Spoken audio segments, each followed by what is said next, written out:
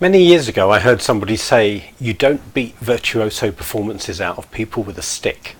And at the time, it brought a smile to my face, a smile of recognition and, recognizing how much I've tried to get the best out of myself by beating myself up with a stick quite often. And I can see that so many cultures operate that way. So what's the alternative to that? What can we do to get virtuoso performances out of people? And I think that's one of the great callings of business and organisations and life today. I personally believe that there are virtuoso performances in everybody waiting to come out, that everybody has gifts and talents and abilities that are yet to be unwrapped and shared with each other. So how do we get those out?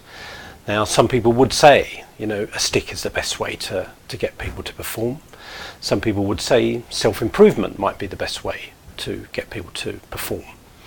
Personally, my belief is that it's self-acceptance, which is another word for love, that gets the best out of people. I like the idea of extrinsic and intrinsic motivation. Extrinsic motivation is when we are motivated either by rewards or by punishments. And that tends to be the general view of kind of leadership. It's like, reward what you want, punish what you don't want. And intrinsic motivation is when we do things because we just want to do them. It's our free choice to contribute. And I actually think that we contribute our best because we want to. Not even really because somebody's asking us to do it or rewarding us for doing it, or we're afraid we'll be punished if we don't do it. I don't think those are the motivations that bring the best out of us. I think it's being in an environment where we're appreciated, we feel safe, we feel supported. And when we do give our best, people truly value our contribution. So it's almost like more of a community type feel rather than a workplace type feel.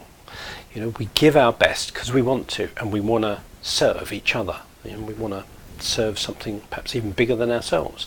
And I think at the end of the day, we actually feel truly fulfilled when we know we're giving our best. When we're holding back on our best, we're never going to be truly fulfilled. So this really, for me, is why love is an essential leadership quality. It's only love in whatever way you feel uniquely called to express that love that's going to bring the best out of people. And that's why I stand for kind of love and leadership. And one of my kind of mottos is every act of love is an act of leadership. Now, I made that definition myself. I've grown into a place where I thought, well, I can define the territory myself. So the way I've defined leadership is expressing love in the world. So therefore, the way I look at leadership is expressing love in the world. Those leaders that are not expressing love, who are using fear and guilt and condemnation, to me, that's not true leadership. That's a form of control, it's manipulation, it's fear-driven. So to me, the truest leadership is about inviting people to blossom into being the best they can be. Now, that's harder work in a way, to be that kind of leader. And the reason why I think it's harder is you can really only truly, I think, incubate the best in others and invite the best in others when you've actually done that to yourself first.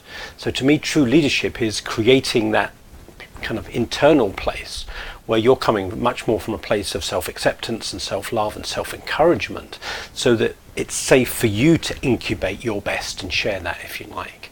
Because when you're confident that you're coming from your best and you're showing up with your kind of brilliance and your gifts in what you're up to, then you don't feel threatened by other people showing up with their gifts and their brilliance. Actually, you celebrate it and you love somehow being part of causing that to happen. And that's why I think we need to reimagine leadership. That leadership isn't about control and condemnation and judgment. True leadership is about blossoming ourselves and encouraging other people to blossom around us. And the most powerful way that we can do that is by learning how to express more and more love for ourselves and for those around us.